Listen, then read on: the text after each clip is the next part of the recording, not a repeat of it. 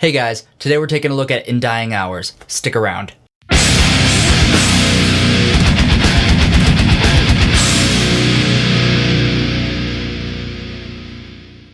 So last week I said that H1Z1's Unbounded was one of the albums that made me want to do these reviews. But it only planted the seed for it. Austin sent me a link a couple weeks ago saying let me know what you think. So I listened to it on my phone, in the car, in the studio, and I gave him a couple paragraphs telling him what I thought. That's when I decided I'd do these reviews and help out the scene as much as I can, since I can't go to as many shows as I'd like. So here's to you guys.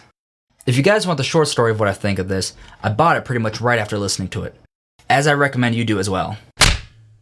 In Dying Hours is a metal band formed in 2009, based out of Madison. They have influences such as Trivium, All That Remains, As I Lay Dying, Killswitch Engage, Rush, Pink Floyd, Metallica, and a band that shall not be named on this show.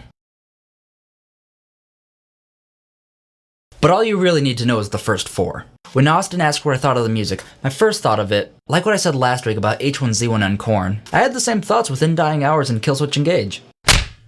My biggest and pretty much only problem with this is the production. For a few reasons. You can hear some noticeable slop in the start-stop sections, and the levels do seem a little bit wonky. Though some good comes out of that, because you can really hear and distinguish the bass in there. And not to sound like Glenn Fricker, but with most bands, that's not a good thing.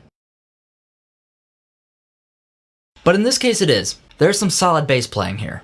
But my biggest problem may only affect me personally. There's some spiky frequencies all throughout that actually do hurt my ears. Even listening on my Adams, if I listen to all four songs in a row, I will get ear fatigue by the time it's over. So with all that said, I really don't know if this is an EP or a demo. Now that we got the negatives out of the way, I can stop sounding like an asshole and we can get to the good stuff. I'm gonna keep the theme of not going over each song individually and just going over the highlights again. I thoroughly enjoy the music. It has a rough around the edges feel that I really like. I can easily say that out of all four songs, my favorite is definitely All Life is Sacred. And staying with that song for just a minute. The cymbals playing at the beginning with the clean guitar does feel a bit too much for me. And when the whole band comes in, it does feel a little anticlimactic at first. This song punishes though. Okay, back to general thoughts. The last couple of reviews I kinda had the same criticism about the clean parts or the clean vocals, but here I actually like them.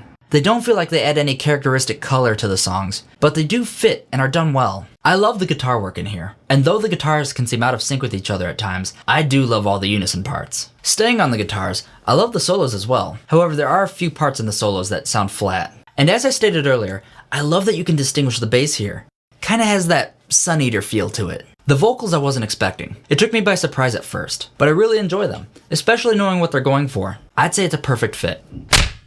You know, the majority of the time I was writing this review, it felt like I was just harping on them, and I really didn't want it to come off that way. I love the music. It's mostly just the production I don't care for. Maybe it was a budget reason, maybe it was something else, I don't know. And I did get to hear a little bit of some future stuff, and I gotta say, it is fantastic. Puts away all the complaints I had. Still, this is a solid release, and I hope you pick it up. 3.5 feels way too low, but 4 does feel a bit generous.